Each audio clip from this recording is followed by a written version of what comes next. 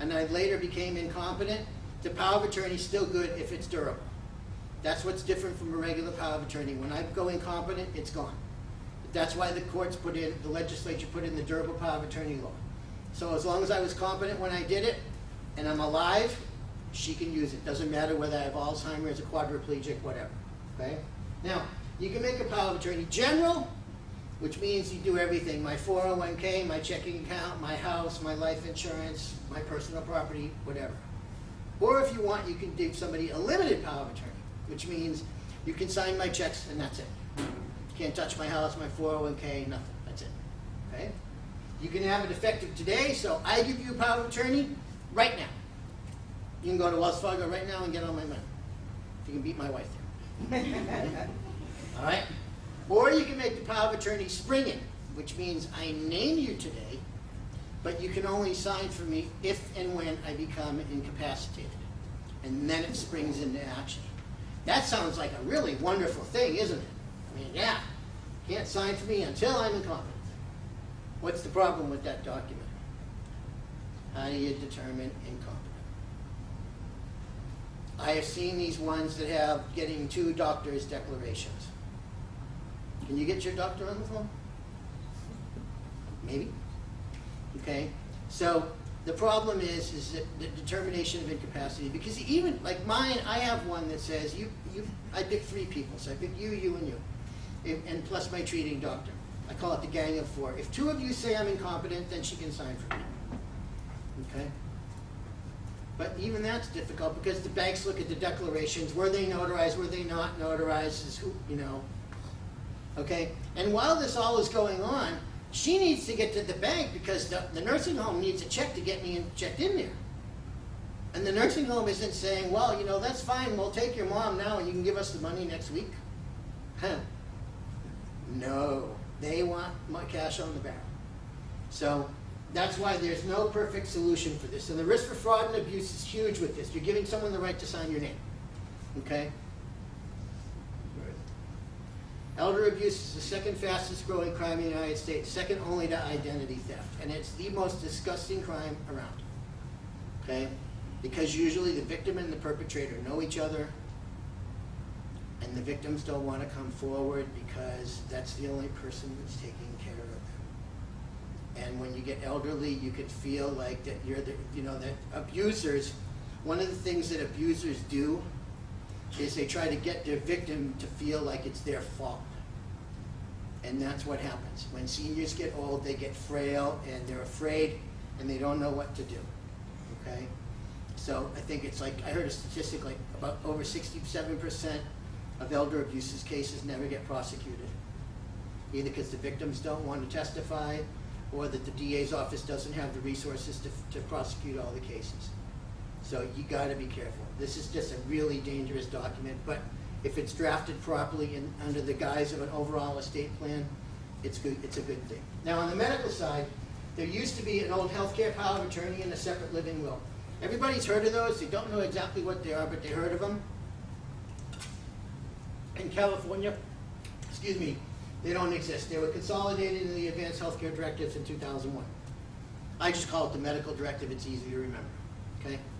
So what does it do? Well, it did what the old does. It does what the old 2 did and adds a few things. First thing, healthcare agents. I can't make healthcare decisions for me. You make them for me. If you can't, then you. And if you can't, then, well, I don't know. Maybe. Okay? Now, life support. Do you want me to, do I want to be on life support or not on life support? I have seen people write 3-page diatribes about, well, if this happens and I'm in a coma and this happens, but if it's a long and degenerative condition, if it's this kind of condition, and blah, blah, blah. And I just look at them and I go, what? Because last time I checked, nobody knows what's going to happen to them. Okay? And I'm very pragmatic. I'm sure as you can all tell, I'm kind of a nuts and bolts guy. If you can't explain it to me in 3 minutes or less, I'm not interested. Okay? And so this is the way I see the document. You either give your agent discretion when to let you go, or you don't. It's that simple. The whole question is, do you trust your agent? I mean, I've done over, God, I don't know, 1,500 medical directives. I can't remember more than 5 times where people said, I want to stay on, you know, people said, keep me on life support. Everybody is, they trust their agent and they let them decide when the right time to go is. If you don't trust anybody, don't do it. Okay? Now, pain management. I don't quite get this, but it's in the document. And what it says is, you can restrict pain management techniques if I'm terminally ill. Okay?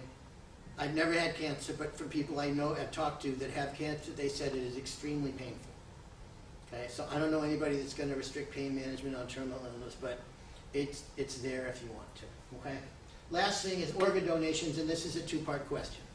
Question 1 is, do you want to donate all, some, or none of your organs? If the answer is all or some, then question 2 is for what purpose? And there's 4. Transplant, pretty straightforward. Take them out of you, give them to somebody else to save life.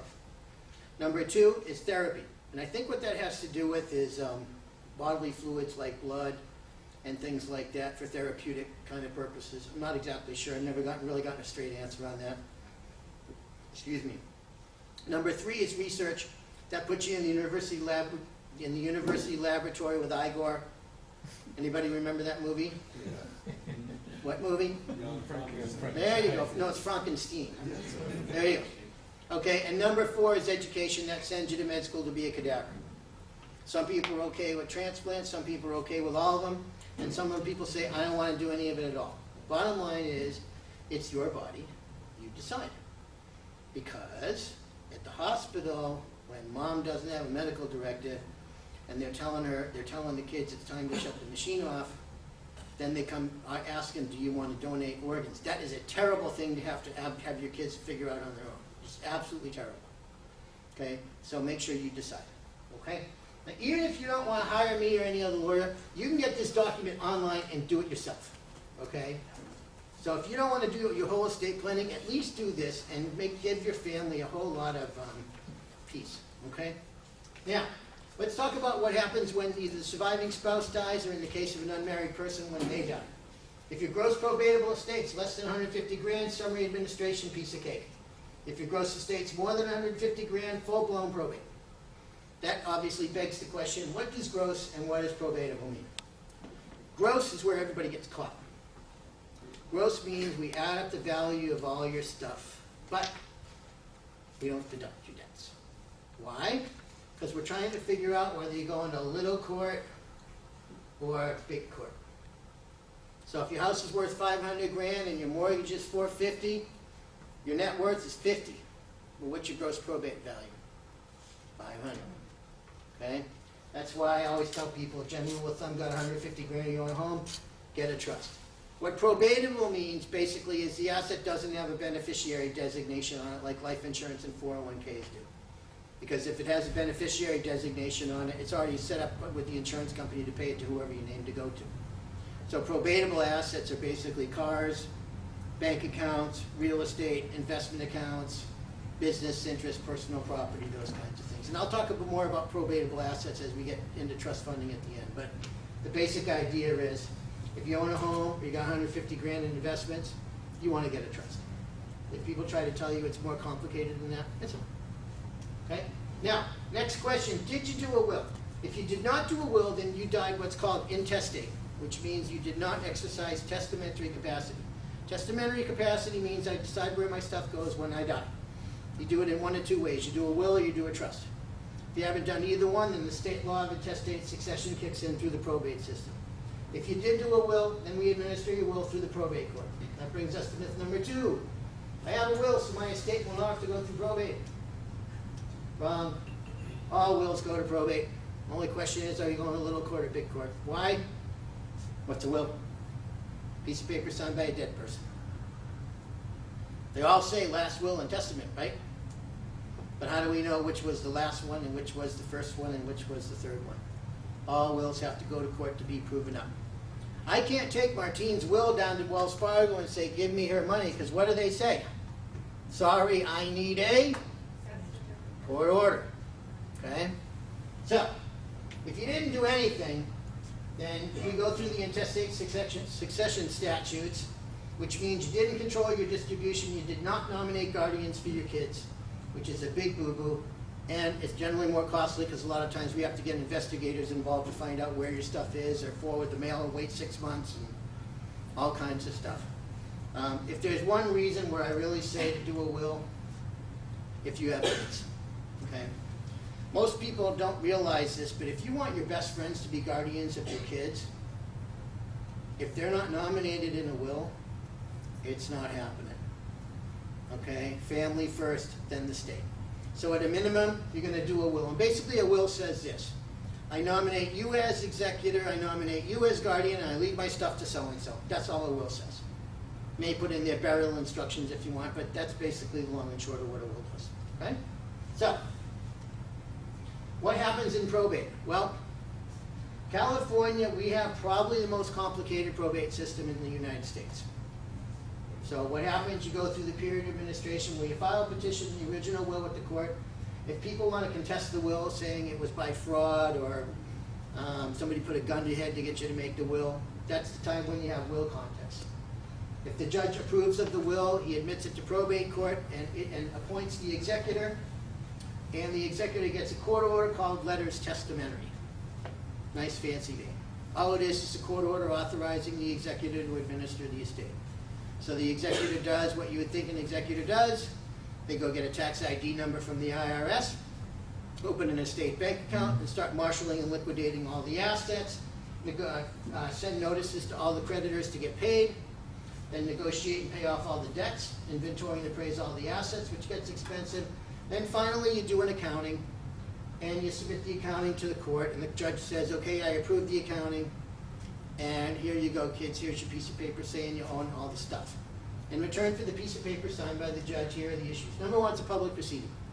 Anybody who wants to know your business can go to the court and pull your file. It's public record. Now, you may not care because you're gone, but you might want to care because the names and addresses of your beneficiaries and kids are in that court file. There are unscrupulous business people that go looking for beneficiaries to sell them stuff and separate them from their new money. Okay? Now, why do criminals do that? Why? Because they're easy marks. They're probably much younger, they probably don't have as much experience with money, okay, and especially a lot of money, and they're generally acting on a lot of emotion because they just got it, okay?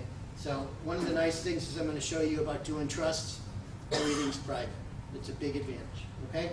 Now, it's expensive. The attorney and the executor get a matching fee based on the gross value of the estate. So if your house is worth $500,000, I pick up about $13,000. The executor picks up about $13,000, and depending upon what kind of assets you have, probably $2 or $3 grand in court costs.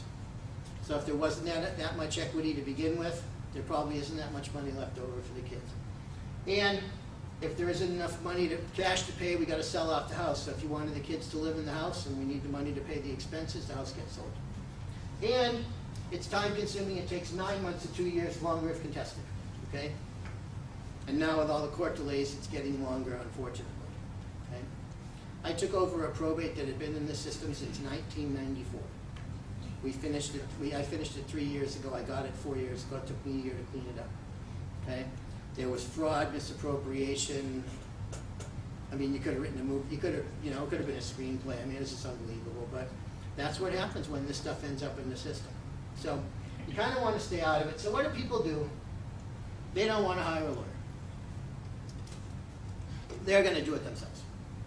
And so they say, you know what? I got 3 kids, and I'm going to put my house into my oldest son's name. Well, so they do a deed transferring it from, Steve to Steve and Billy, joint tenants. Sign the deed, notarize it, record it at the county recorder's office. What did I just do? I just created a partnership, didn't I? So if I want to sell it and go spend the money in Vegas and Billy says, no, Dad, when you die, I'm moving in, who wins? Billy. Takes 2 to tango. Suppose Billy runs over a little old lady. He now owns half a house. Creditors can go after that. Okay? And when I die, Billy gets the house, right? Now, I told him to make sure he gives his brother and sister a third of the house. But what happens to the other 2 kids? In automatic case of amnesia. Billy forgot. It's not legally required to do anything. Okay? I call this a poor man's trust. It's a really bad, and there's capital gains problems with this, but that's a discussion for another day too. Just suffice it to say, if somebody